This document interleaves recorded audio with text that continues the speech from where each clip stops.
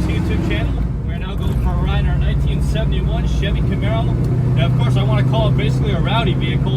Of course, the second generation Camaro everybody loves, especially since it is a split bumper. Of course, the one we have here almost resembles the one we had before. As you may recall seeing on Skyway Classics Dallas page, we have stock number 2499. Actually an identical 71 Camaro. But anyway, going to the one we have here featuring a green exterior. As you do see, it has the black stripes coming from the top. It does have the appropriate Z28 5-spoke wheels. It has the spoiler in the back with the Z28 logo on it. Now, of course, the reason why I'm turning it around so quickly is because this kind of vehicle is a little rowdy for the road, as I had mentioned earlier. But moving on to the inside now, having the very unique shifter here. Although it is a manual, it's almost like a 3-speed, but in reverse. You actually have reverse up where 1 should be, and it goes down the process 1, 2, 3, 4, etc.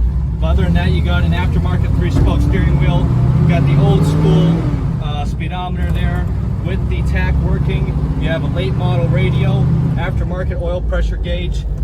You do have the twin Camaro style bucket seats along with the nice leather back seat. And of course, one of the added packages to the vehicle, besides the old school roll-up windows, adjustable mirror, and the radio, is the vintage AC, which is actually nice. Of course, right now we don't really need it since we are down here in Florida and it is still January.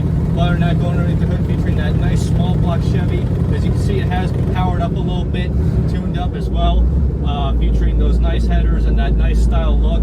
Definitely a way to go with a second generation Camaro. Other than that, what a nice thing about it is they actually painted the underneath of this car identical to the top, which you will see in the pictures. But as for now though, we're just going to get it turned around again up on the hoist, so just stay tuned to see the underneath.